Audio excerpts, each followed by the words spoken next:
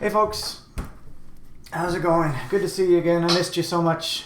I'm so glad we're back all in the same virtual space again. I can feel your eyes upon me, right? I can feel whatever. I can feel whatever. I'm being stupid now. Hello, I missed you. It's been a couple days. See, I told you last time. I told you that I would have a video up today, Tuesday, and I promised you. And now it's Tuesday, and I have it. And I'm surprised. Even I'm surprised. I didn't expect this to happen, but here we are. I want to talk about a couple things. Assignments this week specifically. We have the beginnings of our first major essay this week, and I want to talk about what it is and some resources you can use to help you along the way. So let's do just that. Where are we? Here we are. What is this? Oh gosh. Oh no. Oh, this is my nephew. This is my nephew's music. How forgetful that I am to just leave my nephew's music up here, Thunder Jackson, and instead of showing you, what you should learn about writing, playing his music like that. That's embarrassing. Gosh, I feel, woof. What a doofus I am. So just leave that up there. Anyway, but yeah, my nephew, he makes music, and he ain't half bad. So you might check him out sometime. Who knows? Whatever. Unit 1, Lesson 2, Week 2. Let's do this. So we have 2 assignments this week, right? We scroll down here. We have some readings. We have a couple of activities assignments here. But if you look, okay, I'm going to come back to this. This is very important right here. I'm going to come back to this. But if you keep going down, we have learning activities. We have 2 things for grade this week. One is a discussion question here that is due when? January 28th, which is in, look at the calendar, 2 days. It's due Thursday by midnight. One response to that is due Sunday, the 31st by, why does that say 11:50? I have to fix that. That's really bothering me. Why would that say 11:50? I'm not going to cheat you out of 9 minutes. Fixed. Who made this thing? I didn't make this thing. Okay, to be honest, a lot of really smart people made this thing, and it's wonderful and beautiful, and I could never do it myself. But still, that should have been 11:59. So what are we doing? Identifying parts of the classical argument. So what this asks you to do, look here. Exercise, look at the classical argument provided in the learning materials section. Now, if you were at a loss, if you couldn't find it for whatever reason, there's a reason why you couldn't find it. It wasn't visible to you yet. I have now made it visible to you yet.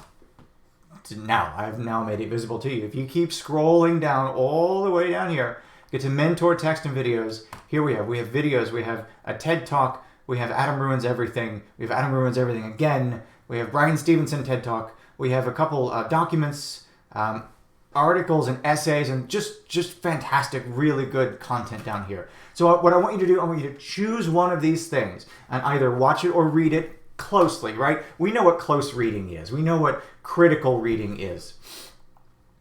Not published to what is not published to students? It should be. It should be. I just did this. Hold up, stand by, hold everything. Now it is, okay, all right. I'll make sure all these are good for you, but choose one of these, closely read it, and when I say video, I mean, we read videos too, right? Reading, a video is every bit a text as a book would be. It's still information that is being fed to you that you have to process. We need to identify the parts and answer the questions below. Respond to your classmates with agree because or disagree because. So these are the 6 parts that are required in your essay. Do not lose any of these parts of your essay, of your answer to this assignment.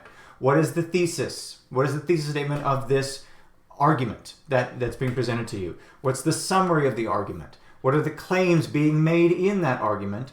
What evidence is used to support those claims? What are the counter arguments? When am I going to talk about counter evidence? maybe next week, probably before we finish out, before we turn in this essay, I'll talk about counter arguments. Counter evidence it's very, very important. And then finally, the conclusion, the summing up, the summation, the wrapping up. What is the final message of this argument? Okay, that is assignment 1. Assignment 2 is an annotated bibliography. Now, what do those words mean? Those are big words. Annotated means just simply commented on, right? Written on. You are posting your comments on it, and then a bibliography is simply it's almost the same as a works cited page. It's just a collection of sources. A bibliography is a collection of sources. We need. Where is it? Okay, look here. Here it is. Nope, here it is. Nope, here it is. Here it is. Found it. Annotated bibliography. So, this is due, come back here, February 1st. When is that? Monday. This is not due until Monday. Don't wait until Sunday at midnight to start it. Some of you will, but please don't do that. It's just bad. It's bad habit. It's a bad habit. It's bad practice. It'll get you in trouble eventually. It may not get you in trouble this time. It will get you in trouble eventually. So do not wait to start this assignment. It's due Monday. What do we do for it? Well, look here. If you look on this page, up here, where I said skip it, reading. It's in the readings right here. Writing assignment 2, annotated bibliography. This is the instructions for that assignment. So, we need 5 scholarly sources with full citation, followed by a summary of each. That's the annotated part. A 1-sentence summary of the author's thesis, 3 to 4 sentences that summarize the main claims, and a 1 to 2 sentence personal evaluation of each source. So, couple things about this. What are scholarly sources? What are scholarly sources? I am going to talk about good sources next week. I'm going to talk about good evidence. We need to be very careful, especially in the world that we live in now, in the times that we are alive. We need to be very careful about information and whether or not that information is accurate. Does it come from a trustworthy source? Does it have evidence to support it? Is it biased in some way? Has it left something out on purpose? Choosing a scholarly source is a very easy way to avoid those problems, especially databases. In our library, if you go to our library website, which I'll show you next week, we have access to several databases with just thousands upon thousands of sources. And every one of those sources has been published in some reputable place, right? Which means that it was reviewed. It was looked at by other people. It was evaluated for its credibility and its truthfulness, and it was found good enough. It was found good enough. All I mean by that is, if you pull an article from a WordPress website, that is not a good source. Anybody can get on WordPress and create a website and say whatever they want. And that's not trustworthy. That's not good. If you pull a source from an academic journal that has been peer-reviewed, that is the A+ 100% perfect source that you can use for this class. All right. We need 5 of those. Write a summary of the thesis, 3 or 4 sentences summarizing the claims and pieces of information, and then your own evaluation. What do you think about it? Do you agree? Do you disagree? Do you think that the author was misleading or left something out or was leaning too hard on one evidence that is kind of shaky? Just your reaction to it, how you feel about it. Again, this is an MLA format. Like all turned in assignments for this class, it needs to be an MLA format, which simply just means we have the identifying information up in the top left corner. We're all double spaced. We all look like this. We look like this. We look beautiful, clean and pristine and precious, like this.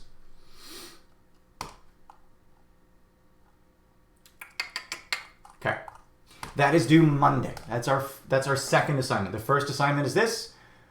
Discussion question due when? Thursday. And then annotated bibliography due on Monday. Now, what are we starting this week? What are we working towards? We're working towards this right here.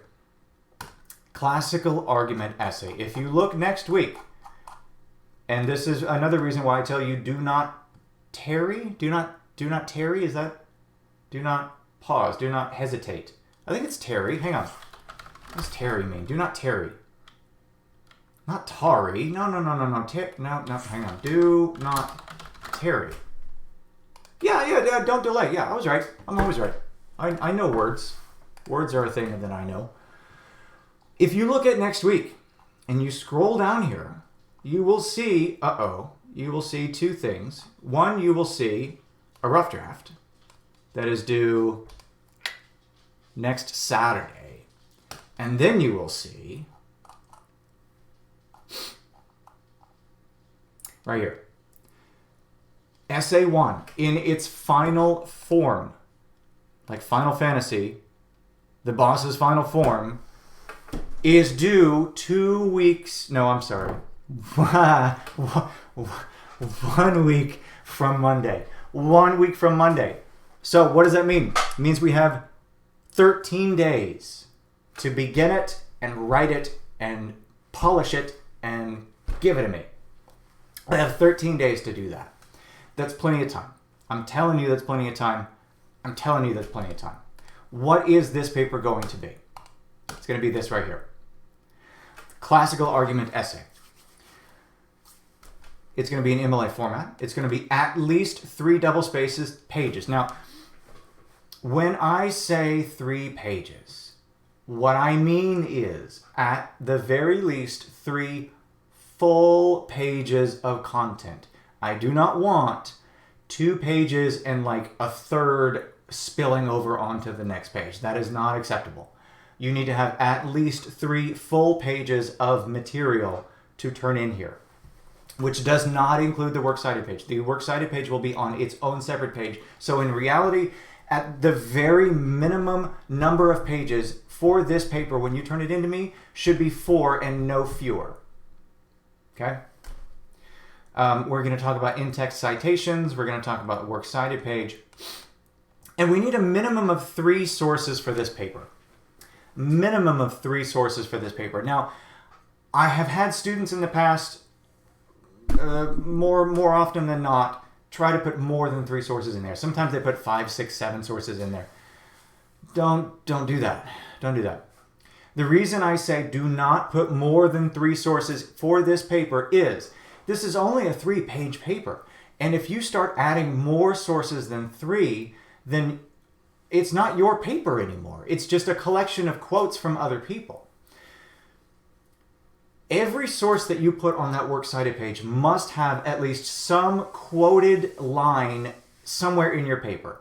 You cannot have a source on your works cited page and not have a direct quote from it somewhere in your paper. Those belong on a works consulted page, and we're not doing those for this class.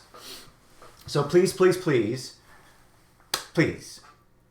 pages at least, not including works cited, and no more than 3 sources on that works cited page. This is 20% of your overall grade, by the way. That's a lot. That's a lot of points. Let's do our best on this paper. Let's start strong. Let's start strong. Now, I can hear some of you saying, I don't know what to write about. I get that a lot. And I have an answer for you. If we go back to week 1 and we scroll down to reading, and we look over here and see possible research questions. Do we remember looking at this 2 days ago? And we click on it and it opens up and we read it with our eyeballs. We see argumentative topics. Look at these. You could write some great papers about these. Can animal testing be justified? See, that's a perfect prompt. That's perfect because it doesn't say animal testing is good. It doesn't really say animal testing is bad. What it asks you to do, that question in particular, it asks you to begin at a place that says animal testing is bad. It wants you to start at that place because most people are going to say animal testing is bad. It wants you to start there, and then it wants you to say, but what if you had a good reason? Can you come up with a good reason? And can you convince somebody else that your reason is so good that animal testing should be allowed, right? That's perfect. I couldn't do better myself. It's just wonderful. It's wonderful. I love having students step out of their comfort zones and argue perspectives that they do not agree with. That is wonderful. If you can step in someone else's shoes and argue their perspective, it will give you a better understanding of your own perspective. You will understand the other side of it. You will understand why they think what they think, and you will be much more capable of arguing against it because you know their perspective. Okay? That's the counter evidence that I'm going to talk about next week. But lesson 1, possible research questions right there. So let's go back to lesson 2. Now, I'm not going to go into a lot about what the classical argument is. I want you to read the textbook. There are 3 excerpts here that it has cut out for you that I would really encourage you to read. These talk about writing theses, I think. Theses. Finding and using sources. That's great. This one is slow to load.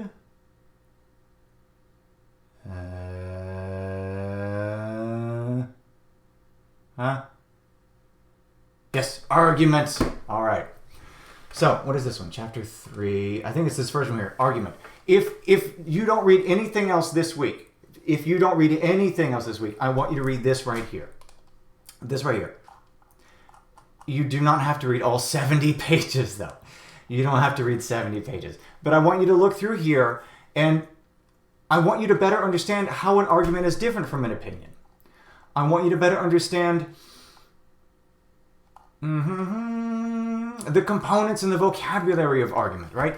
Classical arguments, they take a certain structure. They need a certain structure where you present your claim, you back up your claim with evidence, you acknowledge the other side and talk about why they think they're right, but also why you're still right, why you're still better than them.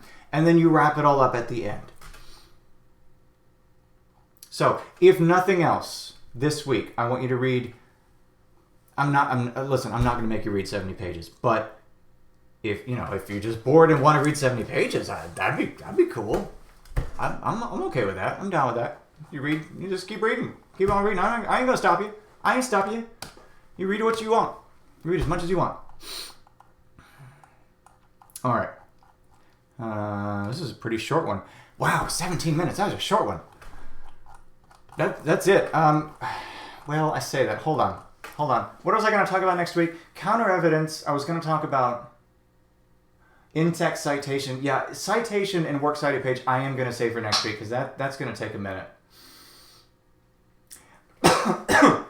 I will talk about counter evidence though, real quick. Well, I just did, but I'll talk a little bit more about it. In order to have a decent, a valid argument, a good argument, you have to acknowledge the other side. You cannot just ignore. You can't give someone information from only one side of an argument, right? With these argumentative points, these debatable topics, the reason that they're still debatable and still argued and still discussed today is that there's good points on both sides. If it was all one-sided, like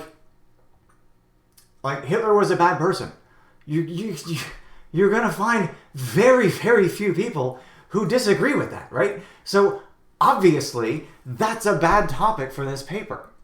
But these topics right here, they have been debated and talked about for so long because there are good points on both sides. You can make an argument for either side of it. And when you use a topic like this, a thesis statement like this, you have to be sure to acknowledge that other side in your paper. If the reader thinks that you are somehow leaving information out on purpose, then you've lost them. They have no reason to trust you whatsoever. Then they'll stop reading. They'll call you a liar. They'll call you biased, and they won't listen to anything you say. The point of these papers is to convince the reader that our perspective is right, And in order to do that, we need to say, oh, by the way, here's the other side of this argument. And here are their points. Now, let me tell you why I still think my point is better than theirs for these reasons. But if you don't do that, it's not enough of a paper. I'm telling you, the reader, you won't convince the reader, right? You won't convince the reader if you don't give them all the information you have available and still convince them and still give them a good reason why you're right. You have to give them all the information that you can. Last thing. I showed you this. Last thing. This is an example of an MLA paper. It's on Moodle. If you scroll down on lesson 2, if you scroll down here, under reading, it is right here. Classical argument model from OCCC. This right here. This is this. At the end of your paper, before you turn it in next week, before you turn it in a week from Monday, right? If it doesn't look like this, it's wrong. Make sure you take this right here, you compare it to your paper, and you say, yep, they look identical. I have my name up here. I have the professor's name up here. I have the class name. I have the date. I have the title in the middle. That's not underlined. It's not bold. It's not italics. It's just a title. Up here, I have a last name and page number up here. All of my paper is double-spaced. I have indented paragraphs. I have in-text citations such as this, which again we'll talk about next week. So on and so forth, blah, blah, blah, all the way down here to the works cited page. Now, the formatting of this PDF is wrong because this right here does not go here. This works cited header needs to go on that 4th page, on that last page. But look here, even your works cited entries, your sources are here, your citations. This is hanging indent, which means that the first line hangs off to the left and all the other lines that apply to that source are indented over. So anyway, if it doesn't look like this, you need to make it look like this. This is what MLA papers should look like. Okay? All right, that's it. That's it. I'm going to let you go. That's all I have for you tonight. I won't have... Where am I? There I am. What is it? Today's Tuesday. Our discussion question is due Thursday. The first response to that discussion question was due... When was it? Saturday or Sunday? I think it was Sunday. Yeah, it was Sunday. The first response to that question is due Sunday. And then annotated bibliography is due Monday. So you have a few days to get this stuff done, but don't sleep on it, right? Don't sleep on it. I'm telling you, it's going to make your life a lot easier if you keep on top of this stuff. I will have a video up for you, let's say Tuesday. How about 1 week from today? I'll put another video up, and I will talk specifically about in-text citation. I'll talk about the works cited page and how that looks. I'll talk about formatting, and I don't know, whatever else I come up with between now and then. So that's all right. If your house is really quiet for some reason, if for some reason, it's just silence all around you and you simply can't stand it, then I would encourage you to check out a little no-name band called Thunder Jackson and just see what he's about. He's okay. He's pretty decent. He's got kind of a Bowie Sting thing going on. It's pretty good. I gotta say, I may be biased one way or the other, but if I was to write an argumentative essay about my nephew Thunder Jackson, it would not be a good paper because I'm pretty biased. Anyway, that's it. That's all I have. So, thanks. Have a good week. Let me know if you have any questions. Email me with anything you need, and I'll be here. And I love you and goodbye.